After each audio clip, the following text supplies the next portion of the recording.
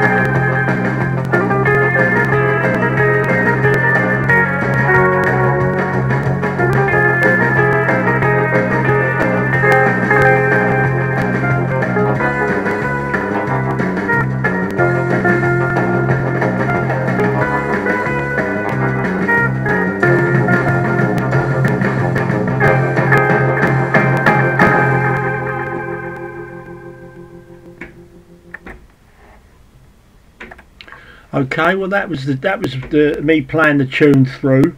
I had to tell you, it took me quite a few takes to do that all the way through without a mistake. It's quite a challenging tune to do, and it's very fast, and there's quite a lot of notes cascading all round at one time. So if you want to tackle this tune, it's only short. It's only about 1.5 minutes, 1 minute 60 tops, I think.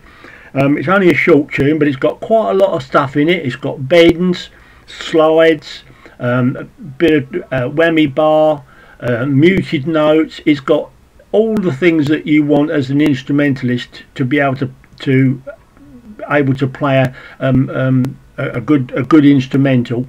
And it moves along at a rapid pace.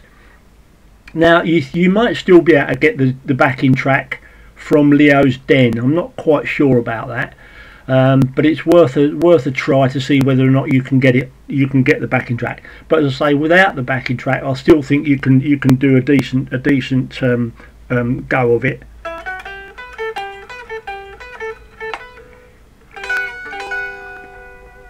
It's a really fascinating tune, I think, and it's a typical 60s sound. So have a go at it by all means, and let's see how you get on. Let's hope someone will do it and put it up on YouTube. And obviously your aim is to play it better than I've done it, obviously, because you've got to improve on what you hear. So I wish you the best of luck with that, and let's forward on to the lesson. Okay, so this is this is going to be the first start of the first part of Ghost Train, and your first note is going to be the 3rd string at the 9th fret, which is an E, because basically the tune is in E, the first part anyway. So we're starting on E. We're going like this. If you just watch what I'm doing.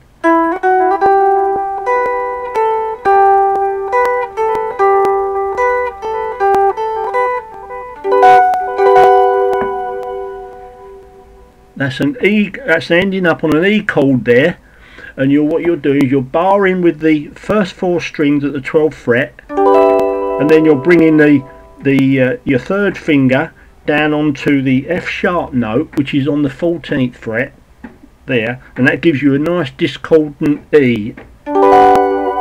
Use the whammy bar to enhance it. Do that again for you.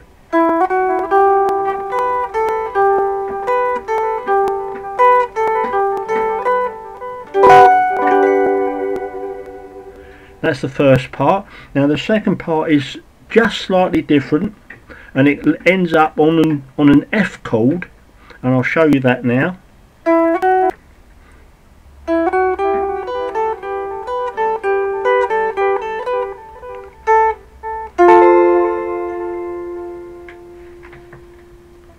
That's the F chord there, and that is your first finger on the 8th note of the 1st string, the 8th fret. You're bringing your 3rd and 4th fingers down onto the 10th fret of the 2nd and 3rd string, which is the F.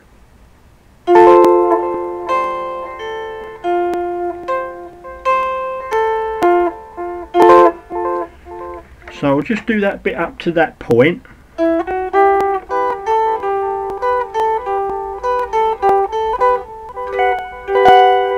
E chord,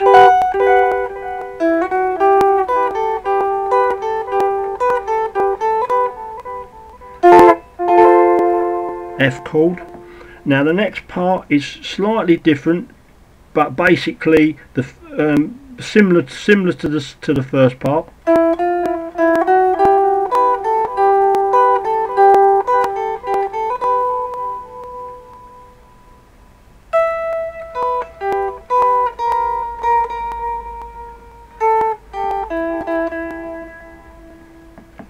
Played that slightly wrong for you. I'll do that again.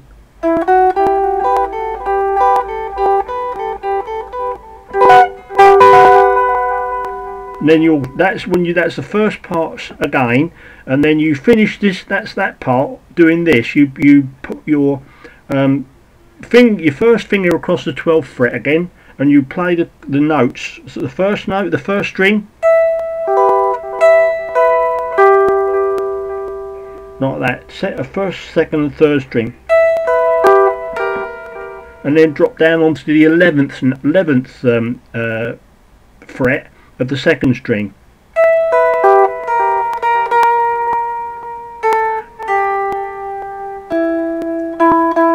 Ending up on the E note. I'll just play that all the way through again, just in case it was a bit confusing.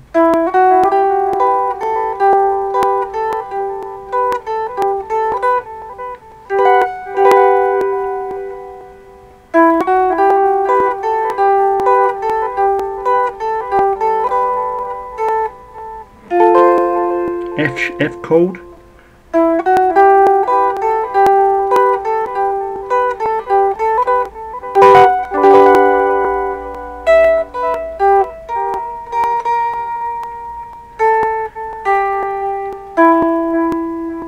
and that's the finish of the complete first part of the tune.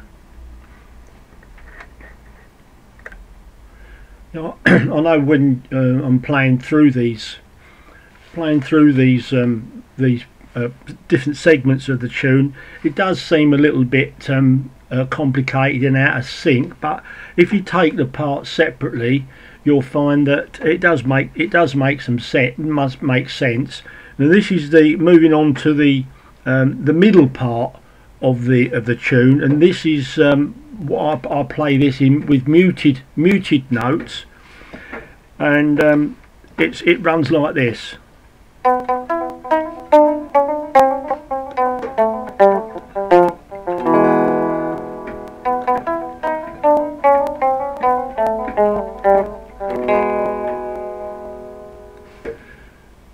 Right, so I'll try and explain that.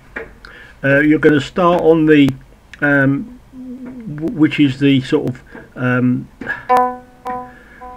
third string, 4th fret, and then go to the E note on the 2nd string at the 5th fret.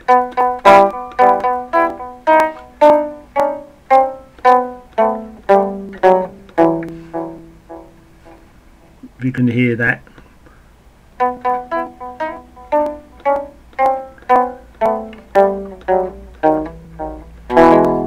What you're basically doing is you're running down the notes. You start on that B flat note there, and then move up to the E, B flat, D sharp on the that's the 4th fret, 2nd string, and then you're running down on the 3rd string from that D there.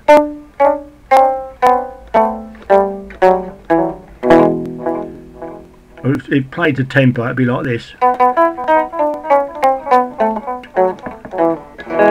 ending up on the E chord there, on the E chord. Do it again.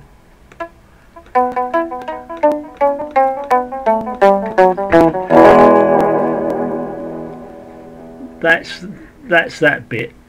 Hope that's clear. It's a bit difficult showing you all the notes on the webcam, but basically you're starting there.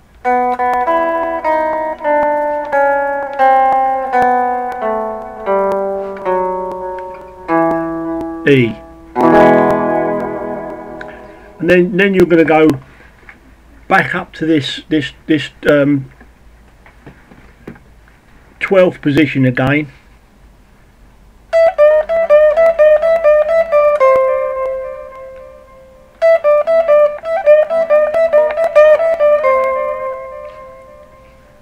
Okay, can you see what I'm doing there?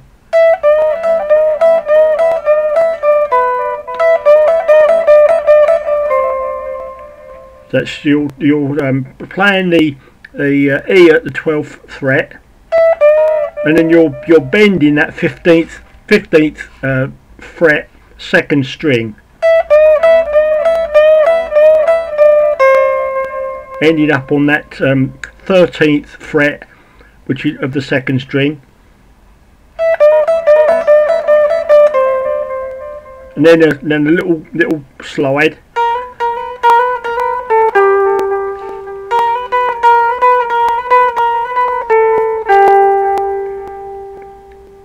That's that part there.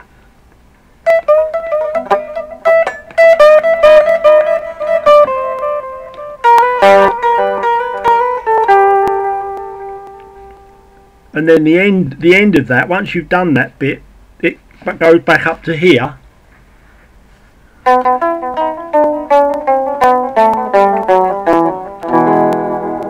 And that's that finished. And then you're going to go up a key. You're going to raise it up a key by going to the F.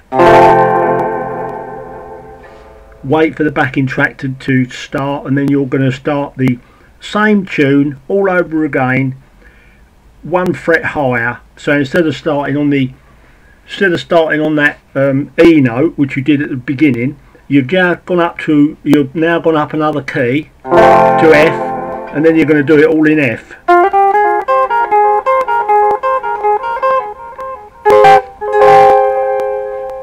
Once again, you're playing the same fingering, but you're just moving it up a fret, and now you're striking an F chord. So we'll just do that again, like it's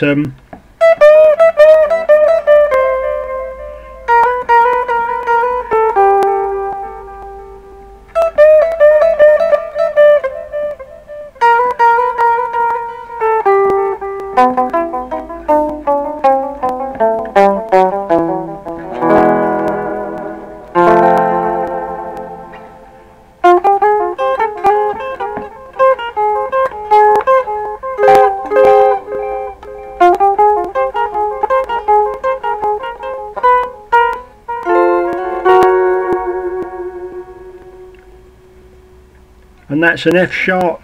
That's an F sharp chord you're doing there. You showed you how to do the F one. You're just moving it up. All you're doing is just moving it up one fret.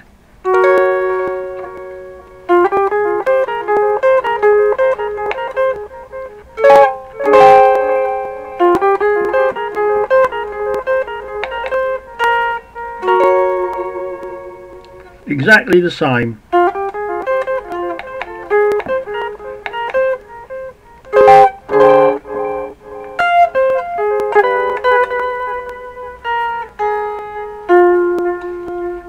And the ending is repeat of this.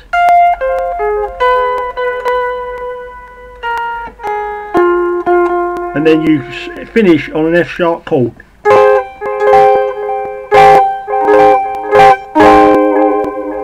Whammy bar to finish, just to finish on that F sharp chord. So if you listen through to the tune that I've put up of Ghost Train, I'm sure that when you play all that stuff through, go through the what I would laughingly call the lesson, and you'll be able to emulate what I've done there. And I wish you luck with it. It's a nice tune to play. It's quite a challenge, and I'm sure that with a bit of practice you'll be able to manage it. So that's all for this time, and I'll catch you later. Bye bye for now.